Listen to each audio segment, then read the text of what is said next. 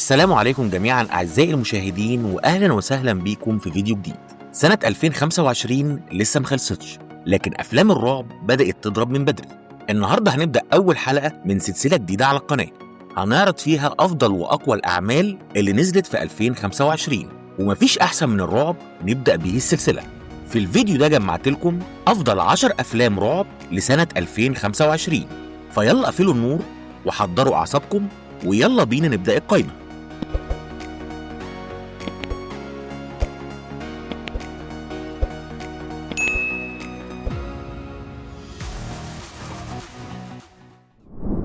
وهنبدأ قائمتنا بالمركز العاشر بفيلم إيت فيتس. وقصة الفيلم بتدور حوالين بنت صغيرة بتعاني من اضطرابات في النوم، لكن مع الوقت أهلها بيكتشفوا إن في كيان غامض بيظهر لها كل ليلة وبيتغذى عليها حرفيا. الأم بتحاول تحمي بنتها بأي طريقة، لكن كل ما بيقربوا من الحقيقة الكيان بيبقى أقوى، وبتبدأ السلسلة من الأحداث المرعبة اللي بتخليهم يشكوا في كل حاجة حواليهم. الفيلم بيقدم تجربة رعب نفسية مرعبة وتوتر متصاعد يخليك على أعصابك طول الوقت.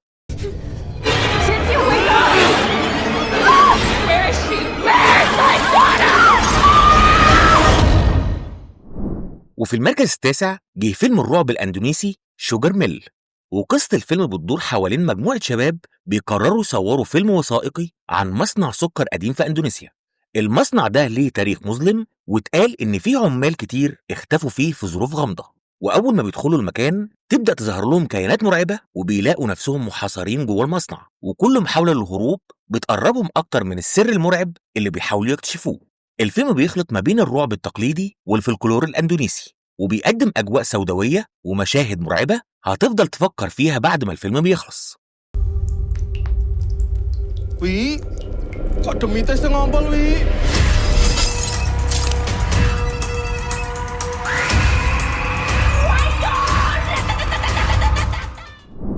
وفي المركز الثامن جه فيلم الزومبي سايلنت زون. وقصة الفيلم بتدور حوالين بنت مراهقة بتحاول تعيش في عالم مدمر بسبب وباء زومبي اجتاح البشرية، وبيكون معاها راجل غامض بيحاول يحميها بأي طريقة. الاتنين بيتنقلوا من مكان لمكان وسط رعب مستمر وخطر بيطاردهم في كل لحظة، وبيكتشفوا إن النجاة مش دايما في الهروب، لكن أوقات في إنك تفضل إنسان. الفيلم بيخلط ما بين الرعب الزومبي والتشويق الإنساني، وبيقدم قصة مؤثرة عن الأمل والولاء وسط عالم فقد كل حاجة.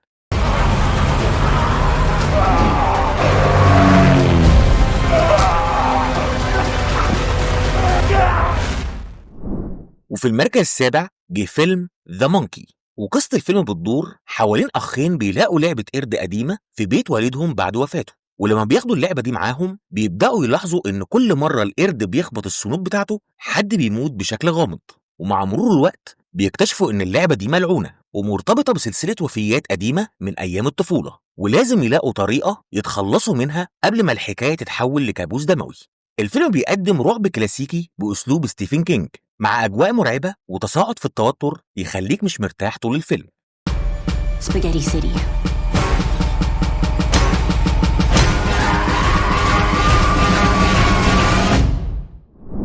أما المركز السادس فجه فيلم الرعب والتشويق Dangerous Animals. وقصة الفيلم بتدور حوالين بنت جريئة وعندها شغف بركوب الأمواج، لكن حياتها بتقلب لما بيخطفها قاتل متسلسل مهووس بأسماك القرش وبيحبسها على مركب في نص البحر. ومع الوقت بتكتشف إن الراجل ده بيحضر طقس دموي علشان يقدمها كوجبة لأسماكه المفترسة تحت المية، ولازم تفكر بسرعة وتلاقي طريقة تهرب بيها قبل ما تكون هي الضحية اللي جاية. الفيلم بيقدم تجربة مرعبة ومتوترة جدا في وسط البحر مع أجواء نفسية مرعبة هتخليك تحس إنك محبوس معاه. You and me, we fend for ourselves. We're sharks. I'm nothing like you. وفي المركز الخامس جه فيلم Final Destination Bloodlines. وقصة الفيلم بتدور حوالين بنت مراهقة بتبدأ تشوف كوابيس متكررة عن انهيار برج في الستينات، وبتكتشف إن الأحلام دي مش مجرد كوابيس، دي نبوءة ورثتها عن جدتها اللي زمان أنقذت مجموعة ناس من حادثة قبل ما تحصل. لكن دلوقتي الرؤى الجديدة دي بتركز على أفراد عيلتها وبيبدأوا يموتوا واحد ورا التاني، وبتفهم إن الموت رجع علشان يكمل اللي بدأه ويسترد خط الدم. الفيلم بيقدم قصة مختلفة ومربوطة بالماضي، وبيفتح فصل جديد من سلسلة فاينل ديستنيشن مع لمسة نفسية وتاريخية ومشاهد موت مبتكرة كعادة السلسلة.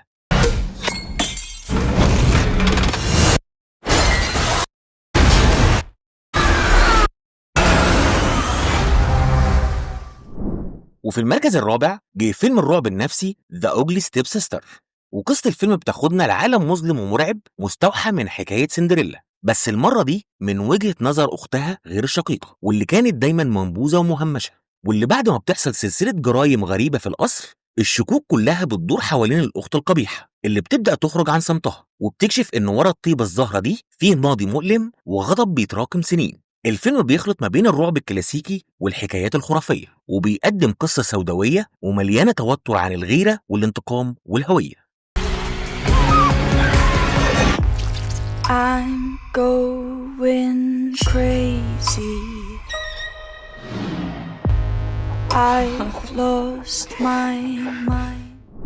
وفي المركز الثالث جه فيلم الزومبي 28 Years Later، وقصة الفيلم بتبدأ بعد 28 سنة كاملة من انتشار فيروس الغضب اللي دمر بريطانيا، لكن المرة دي الفيروس بيرجع بشكل مفاجئ في منطقة جديدة وبيبدأ ينتشر بطريقة أسرع من الأول. مجموعة ناجيين بيحاولوا يهربوا من المدن الموبوءة، وفي وسط الفوضى دي بيكتشفوا إن الخطر مش بس في المصابين لكن الخطر الحقيقي في البشر اللي فقدوا إنسانيتهم. الفيلم بيرجعنا لأجواء الرعب الأصلية بتاعة أول جزء مع تصوير عصري ومشاهد مرعبة مليانة توتر.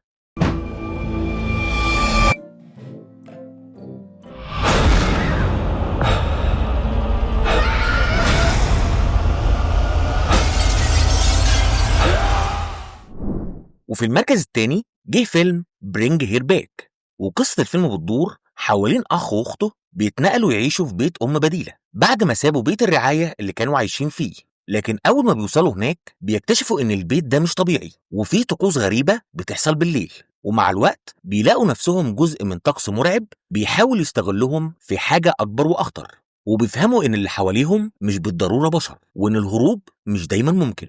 الفيلم بيقدم لنا رعب نفسي وأجواء سوداوية وتوتر مستمر يخليك حابس أنفاسك لآخر مشهد. Listen. Some people believe the spirit stays in the body for months after death.